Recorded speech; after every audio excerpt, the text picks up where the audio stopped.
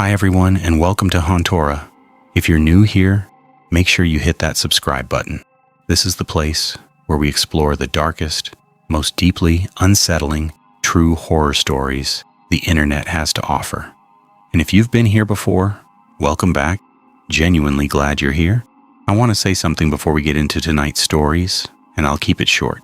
This channel started as something quiet. Just me, a microphone, and stories I couldn't stop thinking about. Somewhere along the way, it became something else. Something bigger than I expected, and honestly, something I care about more than I know how to say properly. So I'll just say, thank you, that's all. Links are at the top of the description. Always will be. 2 stories tonight. I picked them together for a reason. They don't feel the same, but they leave you in the same place. That hollow, still place where you're not quite sure what you just sat with. The first one I can explain, at least in part. The second one I've stopped trying. Some things resist the shape of words, and I think forcing them into one does a disservice to what makes them so hard to shake. Leave a comment when it's done. Doesn't have to be long. Just tell me where it took you.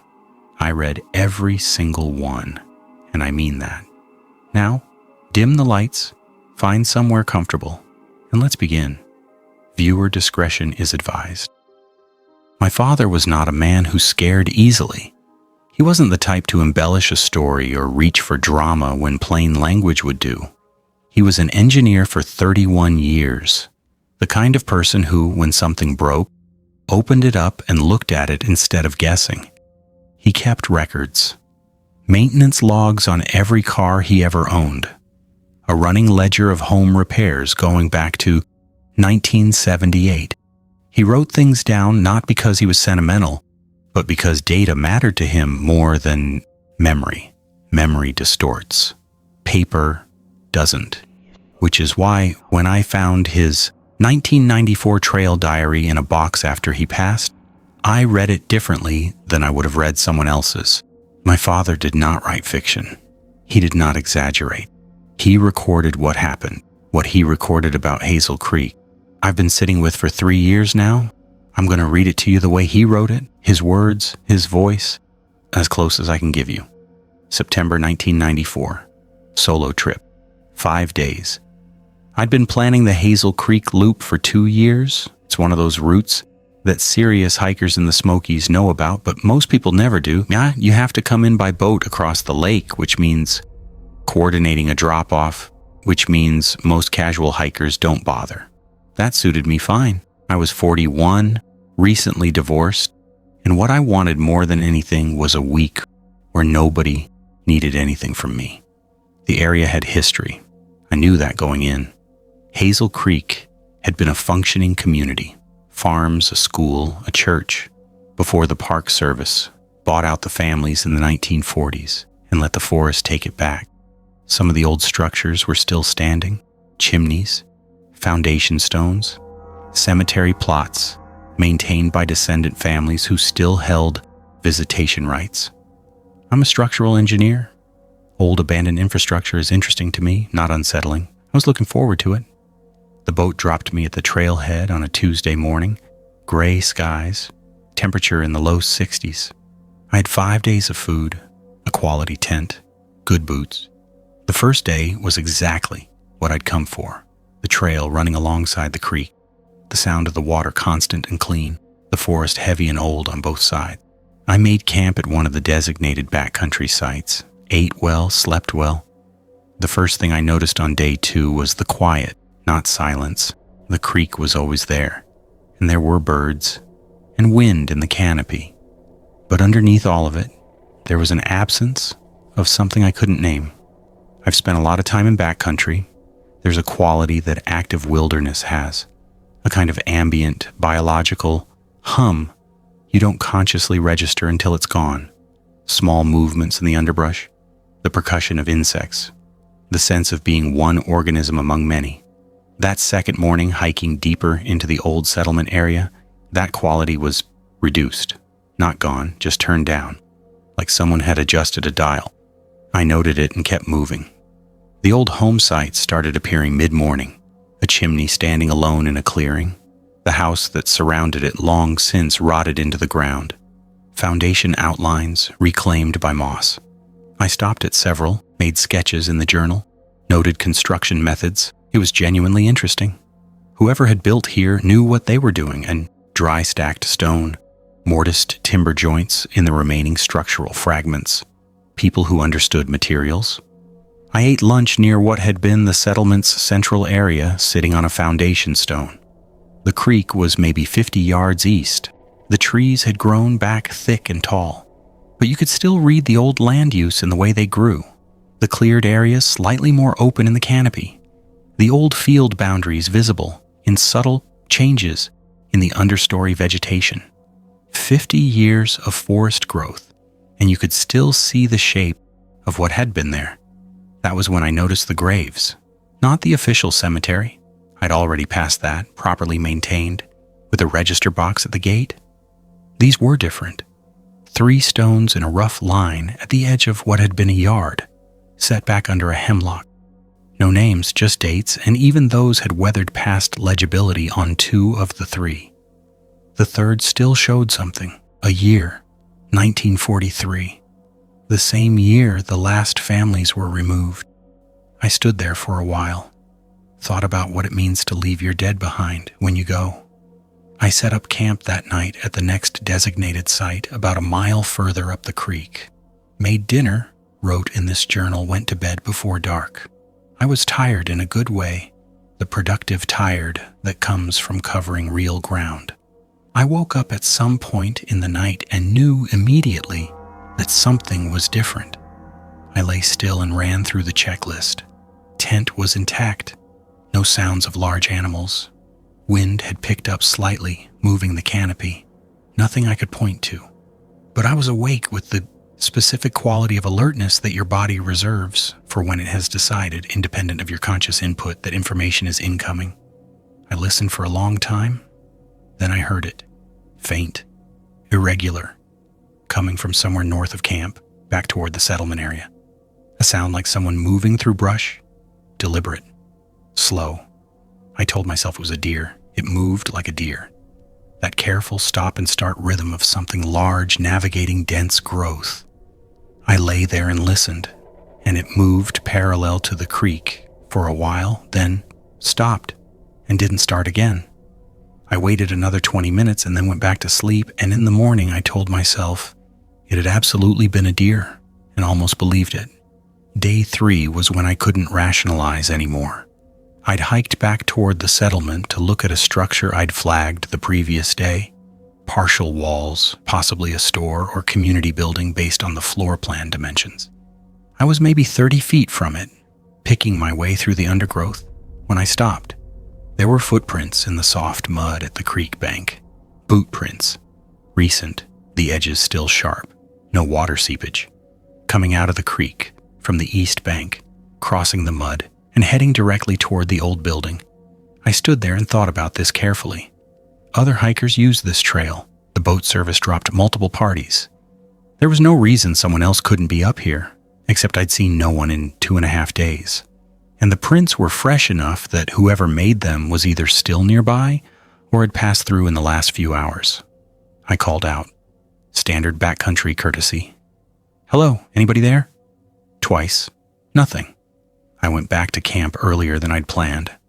That night I kept the tent zipper closed and the headlamp within reach, which I want to note is not something I normally do. I slept in pieces. Each time I surfaced, I listened before I let myself drift back down. Around 3 in the morning, I heard footsteps, not brush movement. Footsteps. On the trail, 30, maybe 40 feet from my tent. The specific sound of boot leather on packed dirt, weight shifting heel to toe, slow. No headlamp, because there was no light visible through the tent fabric. Someone walking in complete darkness. They stopped. I did not move.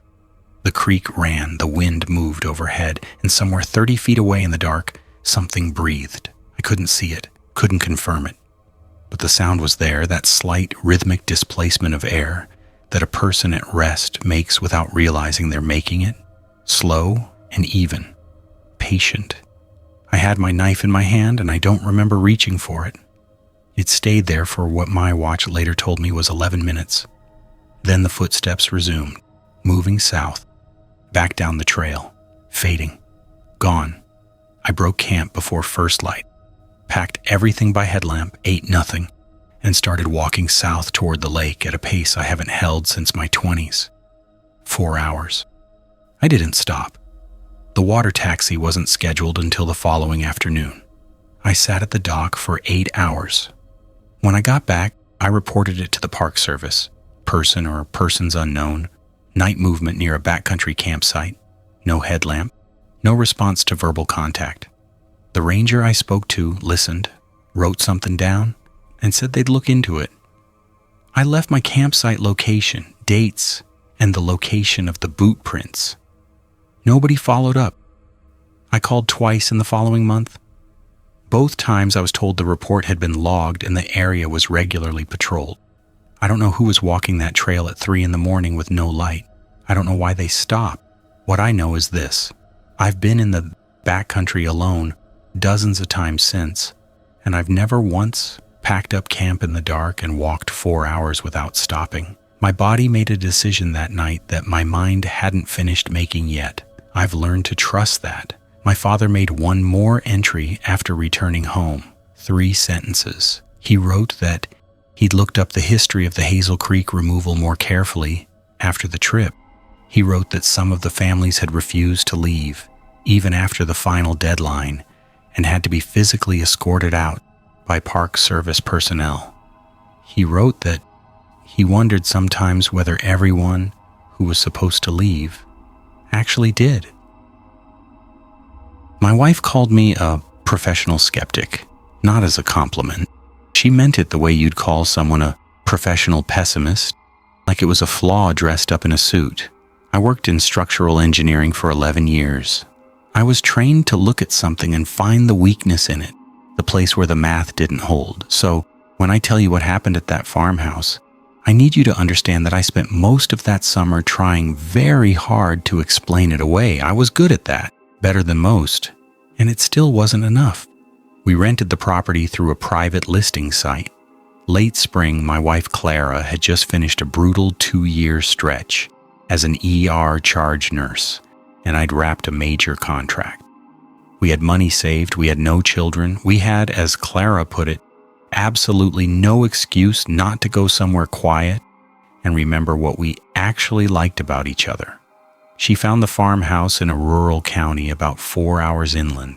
Old 2-story colonial wraparound porch, 6 acres of field and tree line.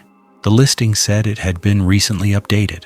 The owner, a man named Gerald Phelps, who communicated only by email, described it as fully furnished and move-in ready. He mentioned the property had been managed for many years by a live-in caretaker who had recently retired, and that some personal items might still be in the process of being removed. He apologized for any inconvenience. We didn't think twice about it. We arrived on a Friday evening in late June. The house was exactly what the photos showed. A little worn at the edges, the kind of tired that comes from decades of weather rather than neglect. The porch boards were solid. The roof looked recently patched. Inside it smelled like lemon oil and something older underneath it, the way very old wood smells when it's been sealed over but not quite replaced. Clara loved it immediately. I checked the foundation lines from the outside, assessed the chimney, looked at the electrical panel in the mudroom. Habit.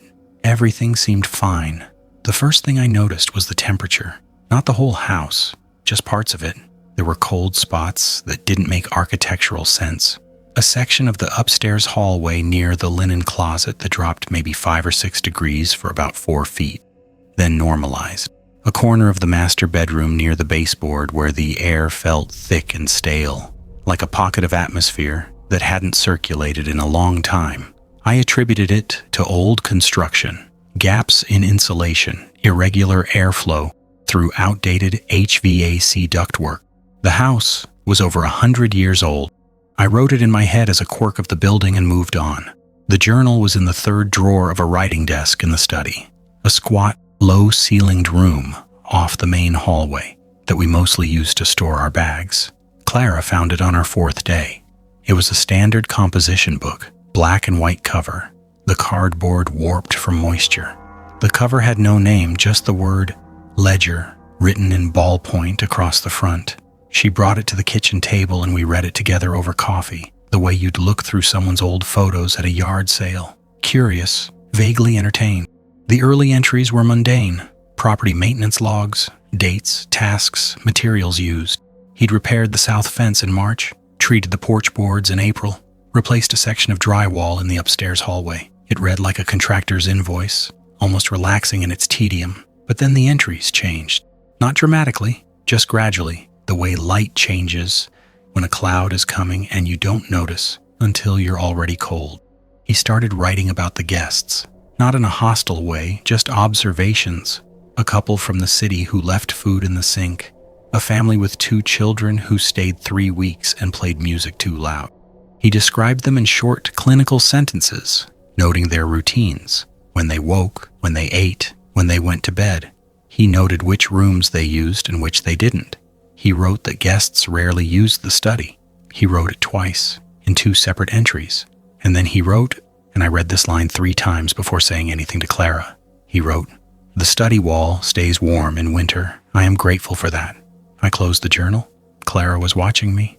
I told her it was probably just an old man who didn't have much going on, who spent too much time alone on a property he'd worked his whole life. She said quietly that the owner's email had said the caretaker recently retired. That recently was a relative term. I said we shouldn't jump to conclusions. She didn't say anything back. She just looked at the journal and then looked at the wall beside the study door. That night I measured the study wall.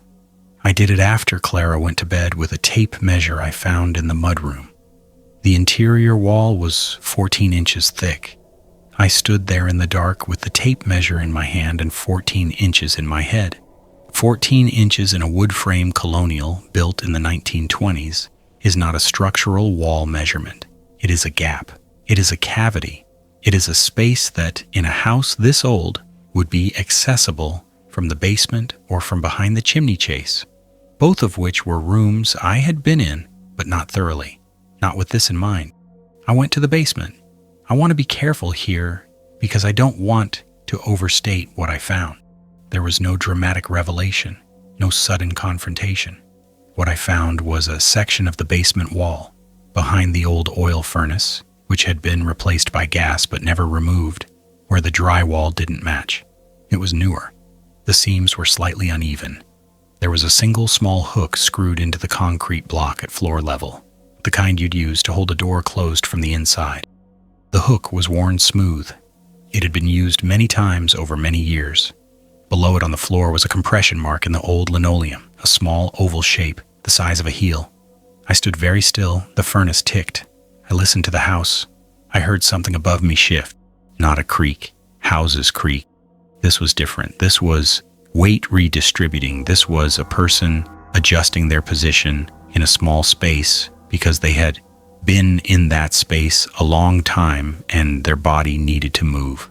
I walked upstairs. I walked to the bedroom. I woke Clara up and I told her to put her shoes on and bring her phone and not to ask me anything until we were outside. She looked at my face and she did not ask anything. We walked out the front door and got in the car, and I drove us to a gas station 20 minutes away, and I called the county sheriff from the parking lot at 2 a.m. They responded in force. I'll say that. 2 deputies and a county detective arrived within the hour. They were methodical. They found what I'd found in the basement, and they found more. A narrow passage running along the interior of the study wall, roughly 20 inches wide. A sleeping mat, a battery lantern, a plastic storage bin containing personal items, clothing, a toothbrush, a pair of reading glasses in a soft case, and a second journal. This one filled completely from cover to cover. The detective would not let me see it. He referred to it only as ongoing evidence. The caretaker, Dietrich, his name came out in the following days. An older man who had lived and worked on that property for nearly 3 decades, was not found in the house. He had left or hidden, or simply known the moment I went to the basement that the equation had changed. They searched the property. They searched the tree line. They found boot prints in the east field moving toward the county road. They did not find him, not that week, not for several weeks after. Clara and I were interviewed twice. We never returned to the house. Gerald Phelps, the owner, maintained that he had been assured by multiple parties that the property had been vacated. His communications afterward were handled by an attorney.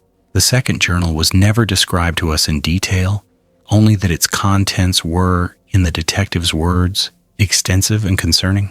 I think about those temperature anomalies sometimes, the cold spots that didn't make sense, the stale air near the baseboard. I think about how I stood in that hallway and ran through 14 logical explanations and settled on old insulation, and how he was maybe 12 inches away from my shoulder on the other side of that wall, and neither of us made a sound. The part that stays with me isn't the fear. The fear was acute, and it passed. It's the word he used in that first journal, the one we found in the study drawer, when he described the wall that stayed warm in winter.